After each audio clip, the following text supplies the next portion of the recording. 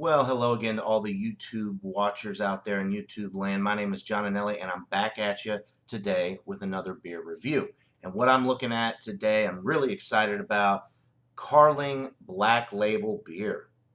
This is one of those beers that's on my bucket list of beers to try. I've just never been able to find it, but I did find a really awesome place not too far from where I live that sells all kinds of stuff that you would never be able to find anywhere else. So get to mark this one off the bucket list today, guys. Now this is a Canadian beer, I suppose, but it is a product of the USA. It says right there on the can, and it's kind of funny. It says G. Heilemann Brewing Company on the label, which is obviously not in existence anymore. G. Heilemann um, was bought out years and years ago by Pabst.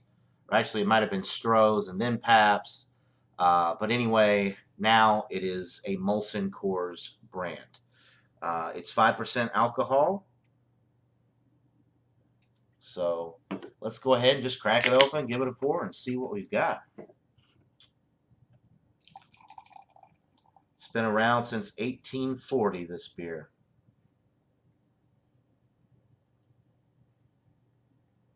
All right. Looks like a good lager beer. Nice golden color. Some streaming bubbles going up the glass there. Didn't pour with a really big head, but that is probably because of the glassware that I'm using. But the head that is present looks really nice and creamy.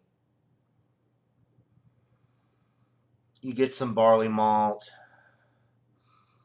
a little sweetness on the nose, a little grainy thing going on as well with this one. It does smell, I do smell some hops, I believe. Just indistinct hops. But there is a hop presence with this one.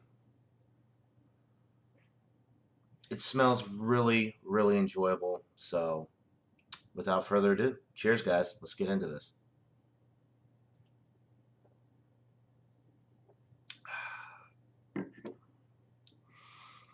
Mm. Sweet, malty. You get that white bread crust thing going on in the middle of the sip. It's got some really nice prickly carbonation. It finishes really smooth, drops off nicely. It's a dry finish. And there is a little bit of a hop presence on the back end. Much like with PBR, it kind of reminds me a little bit of PBR with the finish. It's got a nice little indistinct hop bite at the end, which adds to the crispness and the refreshing qualities that this beer has. Yeah, really dry finish, like I said. 5% alcohol. Definitely a sessionable beer. This is really, really enjoyable. This would go great with any type of food that you want to pair it with. Be really good on a hot day out by the pool after mowing the yard.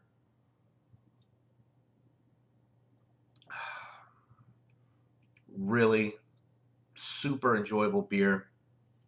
I love the classic, can design. Not really too much to it, but sometimes simpler is better, and I think that that is definitely the case with this beer, with this label. Um, just a really great beer. We get one more sip. I'll give you guys a rating, and that'll do it.